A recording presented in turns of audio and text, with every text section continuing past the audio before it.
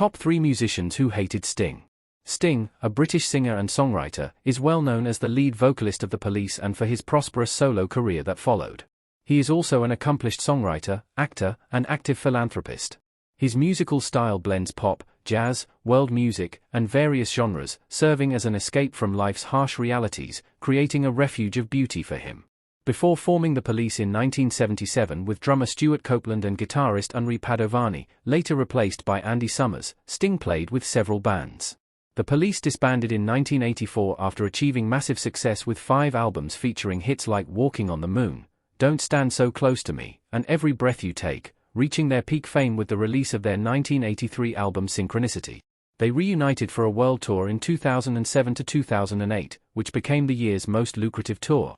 While Sting enjoyed a successful solo career, Summers and Copeland pursued other musical endeavors. However, despite millions of fans, not everyone in the music industry shares the same admiration for him. Some musicians have voiced strong disapproval of Sting. Here are 3 artists who have expressed their dislike for him. John Lydon.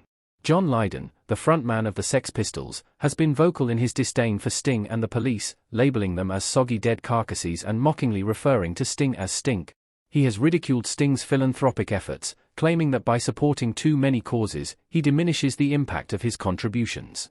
Lydon also critiques Sting's serious demeanor, suggesting he tries too hard to appear intellectual. Sting amuses me because there's a man who's joined so many causes that he's dissipated the energy behind them, and you can't take anything he does too seriously anymore. He further criticized Sting's self-importance, saying, "He's gone and taken himself far too seriously, hasn't he? I am an intellectual, honest, please believe me. Look how unshaved I can be." Paul Weller.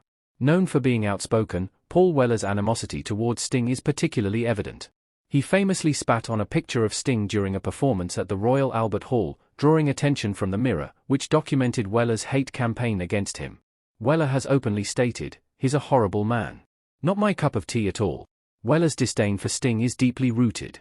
He has criticized him for lacking edge, attitude, and nothing, and made headlines when he spat on a portrait of Sting during a Teenage Cancer Trust event in 2007, proving that his animosity is genuine.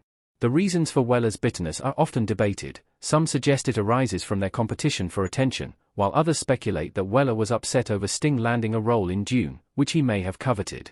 Regardless of the cause, the tension between them is evident, with Weller's feelings appearing particularly intense. Stewart Copeland. Stewart Copeland and Sting had a famously tumultuous relationship, with Copeland criticizing Sting for his apparent ego and need for control within the band.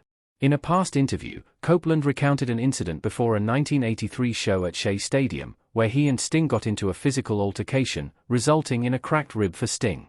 He remarked on how, despite their initial collaboration, it became increasingly difficult for Sting to compromise with the group.